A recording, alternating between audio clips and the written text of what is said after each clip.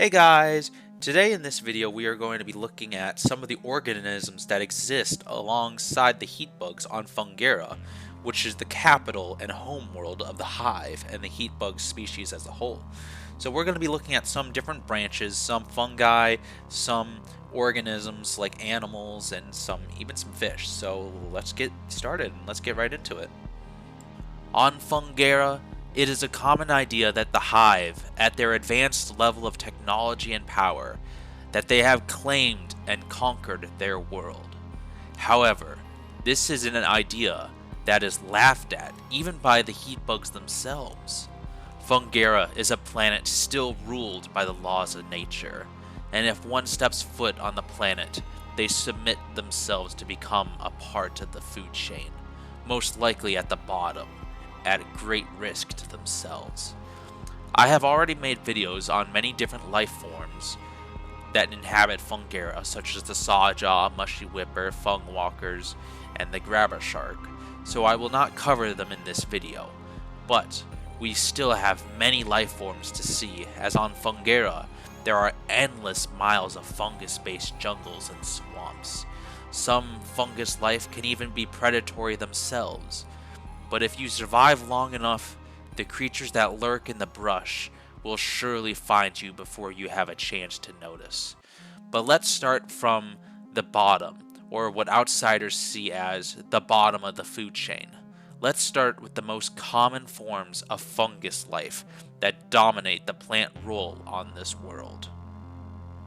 The two most common forms of fungi-like life forms are the Teleuceo stalks and the Tulu pitchers, both of which act as the primary tree-like life on Fungera, and they have filled the role perfectly.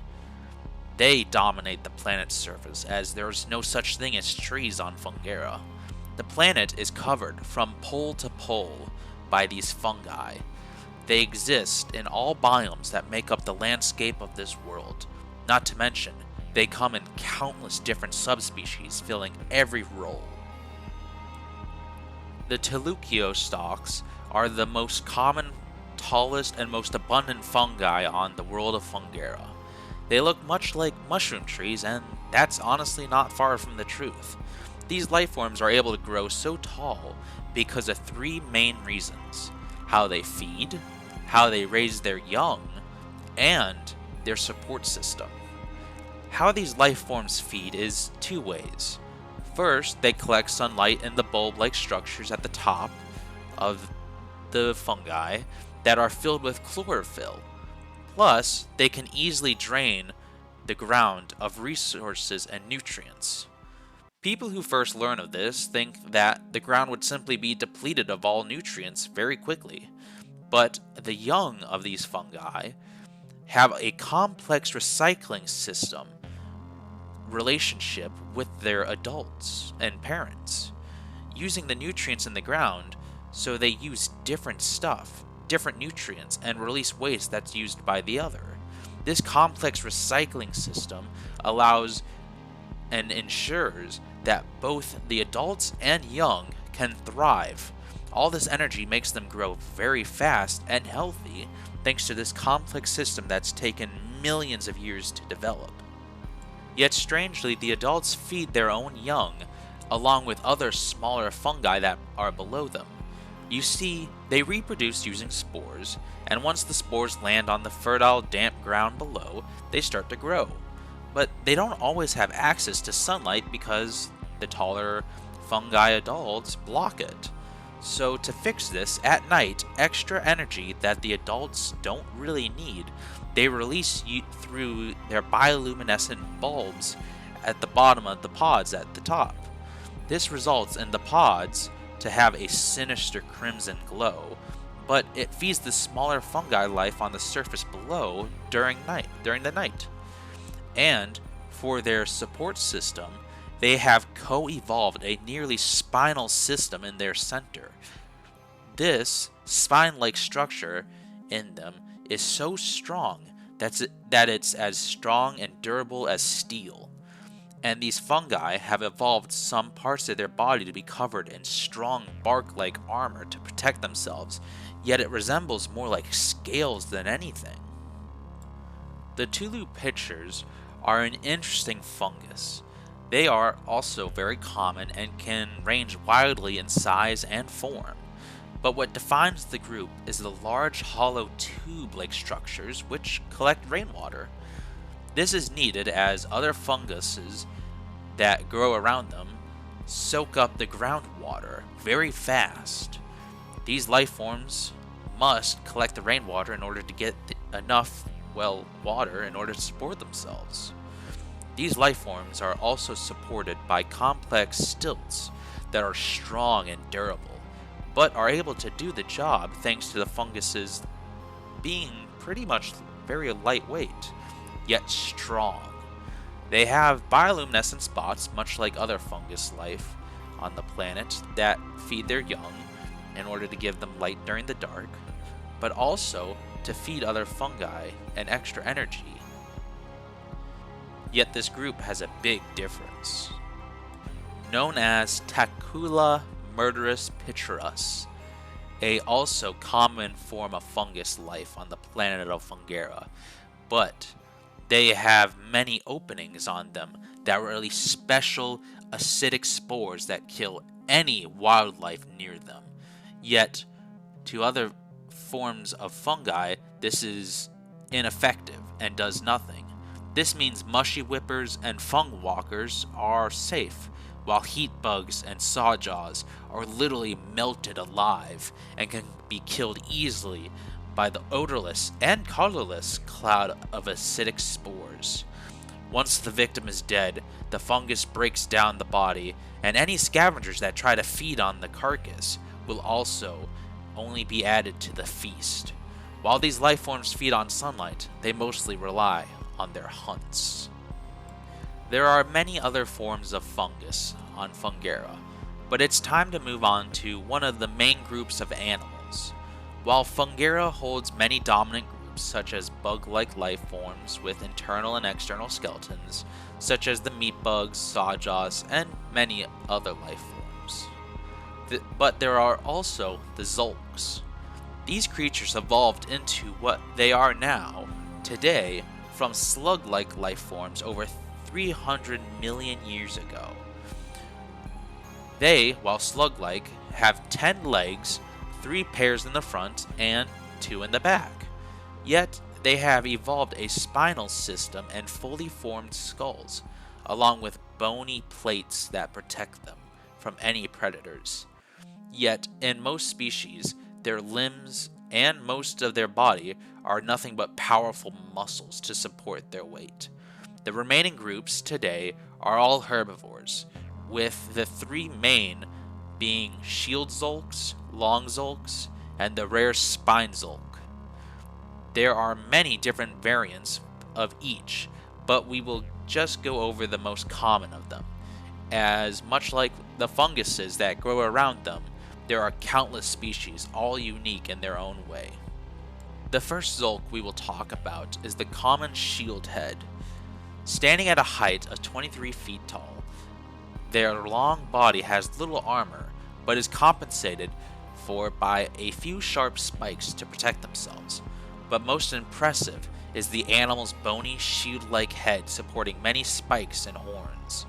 Males support larger shields and longer horns. The males, mostly solo, do gather in herds. These herds are made up of females in numbers ranging from 15 to 35, and 3 strong males to lead them. The 3 males are, while always locked in combat with one another in order to fight for the best females, they seemingly have a respect for one another. A alpha male can be challenged by a lone male for the spot in the herd. These battles are to the death, and the winner is declared a alpha of the herd. These animals, while in a herd, defend their young fiercely, and an alpha male are highly territorial, even willing to take on a full-grown sawjaw. The females give birth to 4 live young at a time and care for them in the herd for years, as the females at least, are very social. Moving on, we have the Magtanus longzulk. This massive life form is the largest animal on Fungura, standing at a height of 110 feet tall at the head, and from head to tail, they're over 220 feet long. These titanic life forms are able to grow to such sizes because they have evolved flexible yet strong cartilage supports in their legs, allowing them to maintain and support their size. Fully grown adults have no real predators as they're simply too big to take down. However, heat bugs do hunt them from time to time. Groups of these animals do exist as females will herd together when they have young. They have 2 live-born young that grow very fast. Males, on the other hand, are solo, and during mating season, they will flatten large amounts of jungle or swamp to show their might and impress a female, but will ensure that the rare plants in the fungus-dominated forest are left, and the precious and delicious sweet treats of fruit that the plants produce are a reward for the female as an added bonus. Males of the species have large bony crests on their head, while females have smaller ones.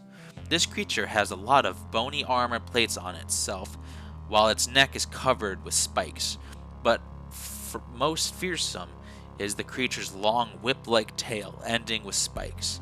This is a life form, while peaceful most of the time, is one not to make angry.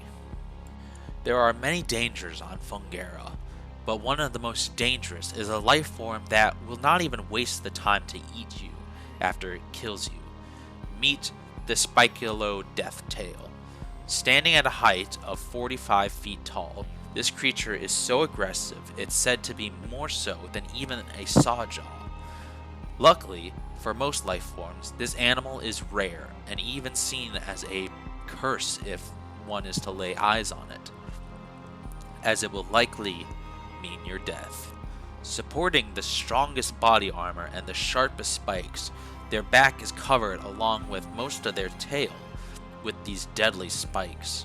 The tail of this animal supports powerful muscles stronger than any other Zulk. This is because they have independently evolved a back hip bone for the muscles to attach to.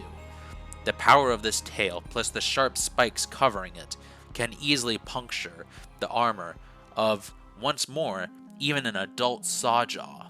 These animals are solo, however, once they find a mate, they remain with their partner for life, and caring for their single live-birth young. However, the reason for these animals being so rare is not because of predators. It is rather because they only feed on plant life, rather than the far more abundant fungi and mold life forms around them.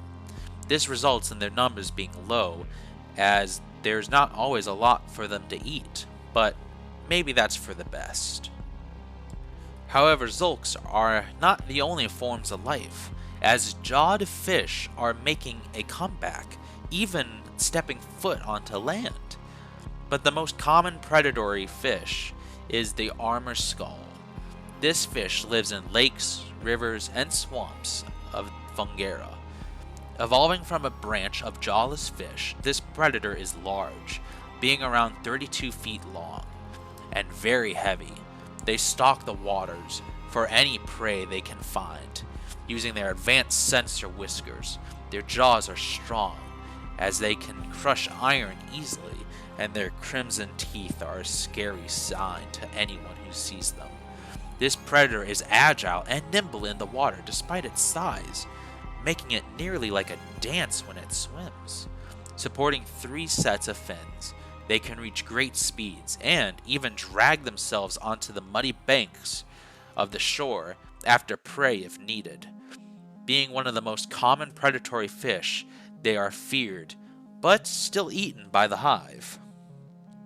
Yet a far more common form of fish life is the jawless fish, supporting more or less a always locked open mouth to filter feed. They are extremely common.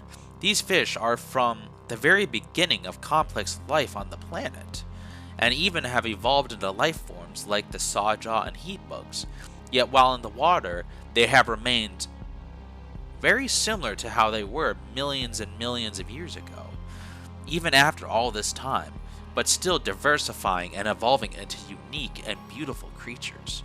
They range in size from small fish the size of a human hand to even size greater than whales. These fish, however, are endless in number and form.